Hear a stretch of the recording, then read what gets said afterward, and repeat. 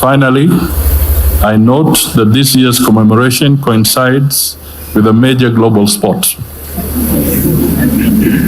I congratulate the United States on co-hosting the ongoing FIFA World Cup, which continues to captivate fans around the world. Football enjoys a huge following in Kenya, and we applaud the impressive performance of African teams. Some have shocked quite a number of other participants, and we wish all participants a fair play. Football, like other sports, continues to unite people across nations.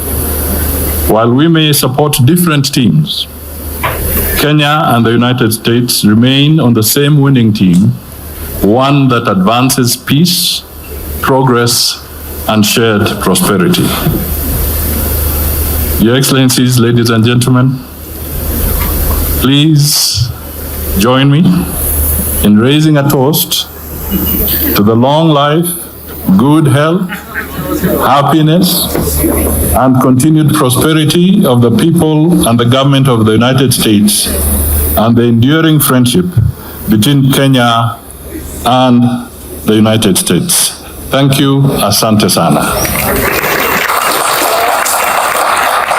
Yes. Thank you. Kenya values mutually beneficial partnerships with the United States, particularly under the Health Cooperation Framework signed in 2025. That advances Kenya's healthcare agenda and strengthens preparedness for global health emergencies. It is important to note that the outbreak of the Ebola virus disease has been declared a public health emergency of international concern by the World Health Organization and a continental emergency by the Africa Centers for Disease Control and Prevention. Kenya stands in solidarity with the countries affected by the Ebola outbreak and extends its deepest condolences to those who have lost loved ones. Evidently, such pandemics transcend borders and cannot be effectively contained by any state acting alone. We must therefore embrace collective action over isolationism and narrow nationalism. We thank the United States for partnering with Kenya in our national response to the disease. Since the outbreak was declared, Kenya has cumulatively screened 168,766 individuals to date.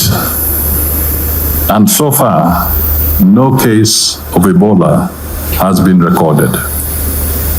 We shall continue implementing these proactive measures for as long as it takes.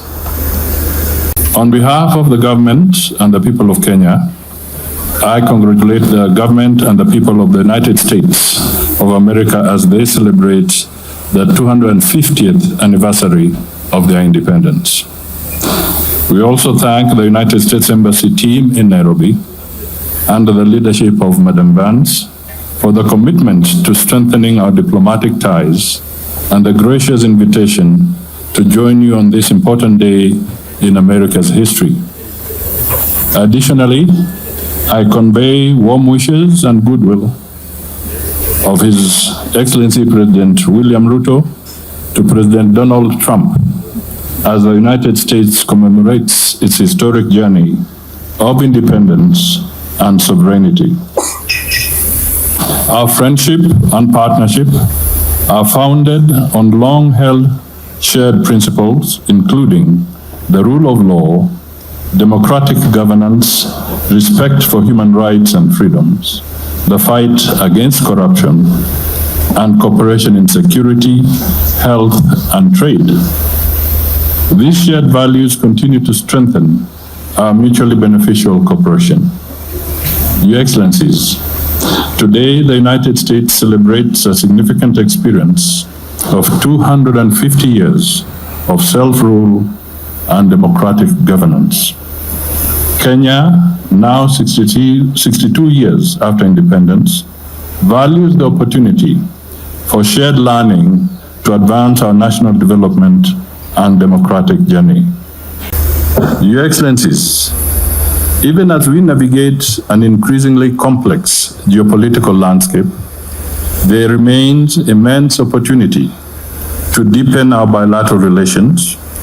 We must continue to promote trade and investment, including encouraging American private companies to choose Kenya as their preferred investment destination. It is encouraging that the United States is redefining its commercial diplomacy with Africa, from one based on aid and dependency to one anchored in trade, investment, and mutually beneficial partnerships. In the light of this, Kenya looks forward to the timely conclusion of the dialogue on the bilateral trade agreement with the United States. Furthermore, Kenya looks forward to expanding our partnerships in manufacturing, energy diversification, the creative economy, security cooperation, digital technology, and collaborative research. Our relations continue to be strengthened through high-level visits and engagements, including the visit of the United States Deputy Secretary of State, Christopher Landau, early this year. We also acknowledge the high-level participation of the U.S. delegation at the 11th Our Ocean Conference in Mombasa.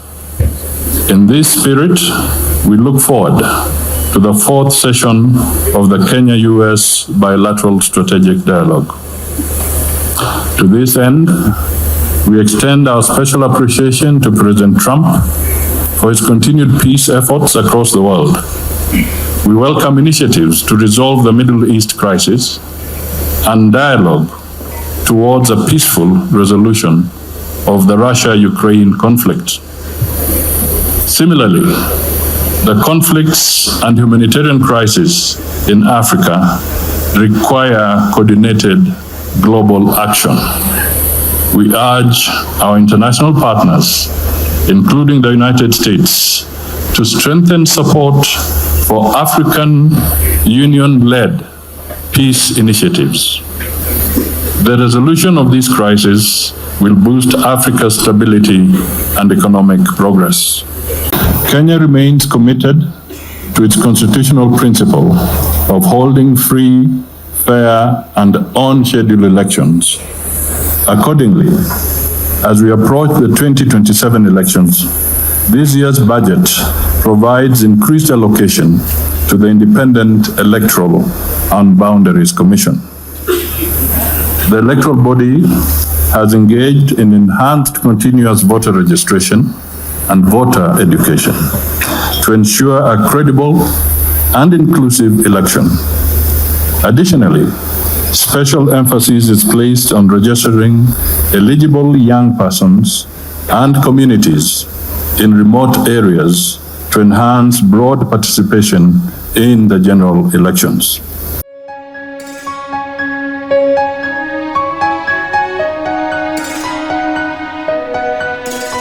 Okay.